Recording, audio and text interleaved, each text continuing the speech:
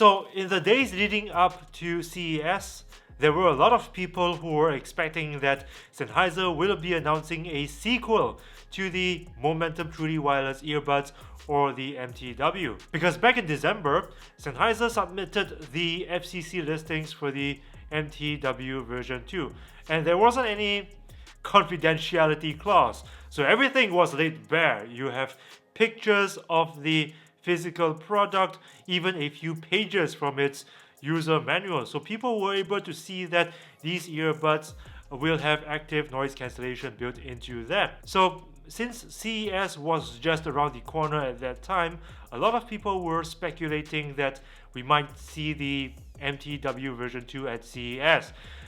Fortunately, I wasn't one of those people.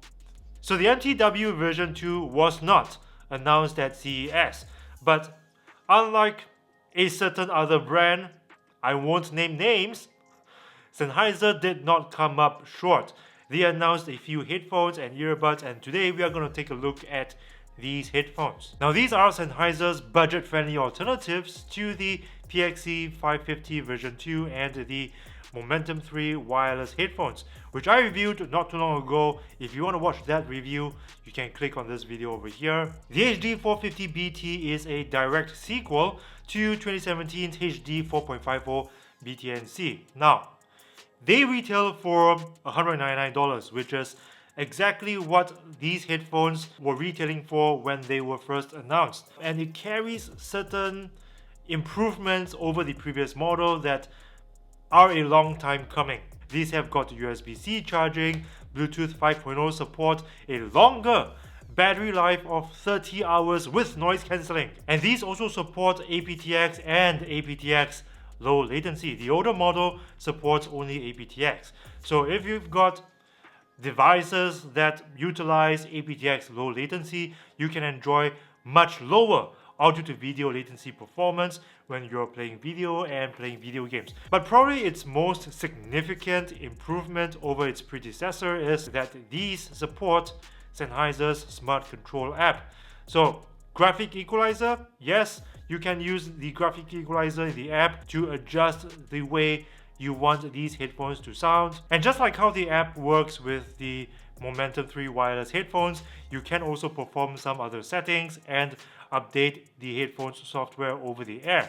So this added layer of customizability and upgradability is what makes the HD 450 BT much better value for money than the 4.50 BT when this was first announced. That's not to say that these headphones are not worth buying in 2020.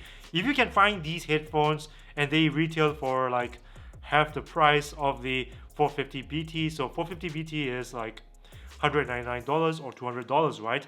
If you can find these for under $100, these are still some pretty darn good headphones to own. They still sound great, they've got noise cancelling, supports Aptx, it has a pretty decent battery life, and they also have a soft carrying pouch. Aside from the HD 450 BT, Sennheiser also announced the HD 350 BT. Now, the only difference between the 350 BT and the 450 BT is that it does not support noise cancelling, or does not have noise cancelling. Yeah, that's the correct way to say it. Now, the HD 450 BT and the 350 BT will be available in two different colors, black and white, and will be available from February. So that's next month, just around the corner. Aside from these headphones, Sennheiser also launched two different wired/wireless headphones, or rather neckband style earbuds. Now I don't have the US pricing, only the pricing in euros, so I'm just going to read it out to you in euros. It's pretty affordable actually. It's 99 euros for the CX350 BT and 69 euros for the CX150 BT. It's got USB-C charging, Bluetooth 5.0 support, a 10-hour battery life, multi-point pairing, and you can sync them to the Sennheiser Smart Control app. So over-the-air software updates and more features and functions like the HD 450 BT, check. The only difference between them is that the CX350 BT supports Aptx and Aptx low latency. Plus, it's got a dedicated button for activating your voice assistants such as Google Assistant or Siri. So that's about the only difference.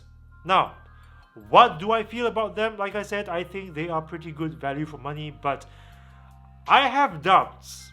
Okay, I doubt that Sennheiser will be able to sell many of them because truly wireless earbuds are just that much more popular. So it baffles the mind why Sennheiser did not launch the MTW version 2 at CES. I don't know, I don't want to speculate, but I think they probably wanted to give these earbuds their day in the sun, you know, try to sell a few units first before releasing the MTW version 2, because I guarantee that if Sennheiser had launched the MTW version 2 at CES, nobody would want to look at these neckband style earbuds at all. That's for sure. But nonetheless, tell me in the comment section below, guys, what you think is the real reason Sennheiser held back from releasing the MTW version 2, because I think it would have really made waves. So that's it for today. Thank you guys for watching another episode.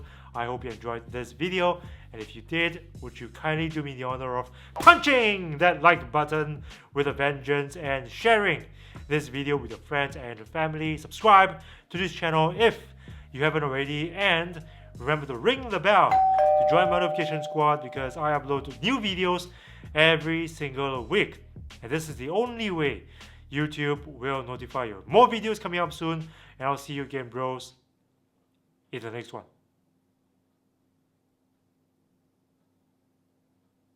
Oh, you want to play a staring game?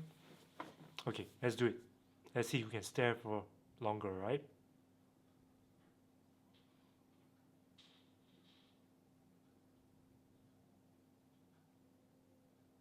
Oh my god! If you're a humble person like me, this shirt is a great way to show your friends how humble you really are. And whenever you look in the mirror, to admire yourself of course, it will also help to remind you to always be humble. So guys, this is a pretty fun shirt to wear. You can check it out in the link below. It's available in t-shirt, tank top, and hoodie. Your purchase helps keep this channel going, and I appreciate your support, bros.